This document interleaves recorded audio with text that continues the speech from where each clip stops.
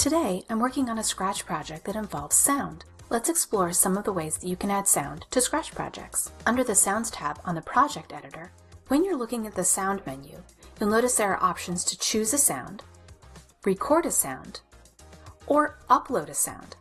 Do not upload materials under copyright. Please keep each of your files under 10 megabytes. And be sure that your upload follows the community guidelines and does not reveal personal information. I'm going to show you choosing a sound from the sound library and recording a sound. I'm also going to show you an additional technique to add sound to Scratch, using text-to-speech blocks. You can scroll through the sound library and choose a sound you like. Hover over the sounds to hear what they sound like. Back on the Code tab, I have a couple of choices for sound blocks. Let's choose the Start a Sound block, and I'm going to choose the meow sound. Let's put it before this Say block and see what happens. Now let's see what the difference is if we use the Play Sound Until Done block. Did you notice the difference?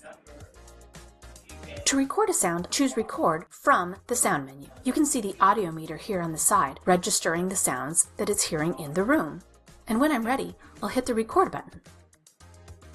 Let's fly! I can check it out to see what it sounds like.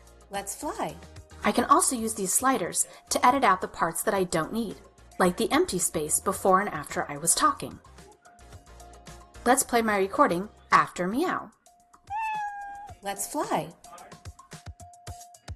What if I want the parrot to have a different voice than Scratch Cat? I can record my voice in different ways. Silly Scratch Cat, cats can't fly. Silly Scratch Cat, cats can't fly. Or I can record my normal voice and edit the sounds later. Silly Scratch Cat, cats can't fly.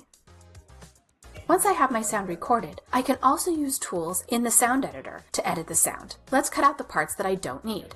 Silly Scratch Cat, cats can't fly. That's the part I'm keeping, so I'm going to select the other parts that I don't want and click to delete. If I have my sound go slower or faster, it can change the pitch of the sound.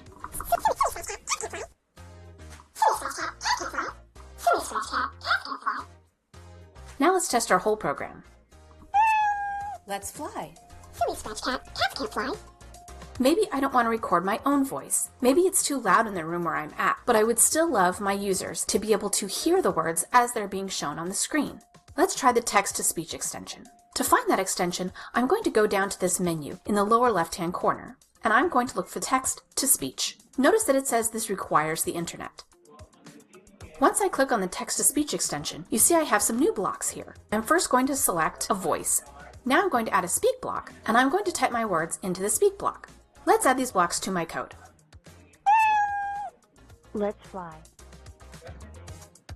This is all looking pretty good, but let's try a little technique that I like so that the words appear on the screen at the same time that they're being spoken. To do this, I'm going to go back to my Looks category, and instead of grabbing a Say block with a time associated with it, I'm going to grab two Say blocks that have no time associated with them. In the first one, I'm going to type the text that I want. In the second one, I'm going to delete all the text to leave it blank.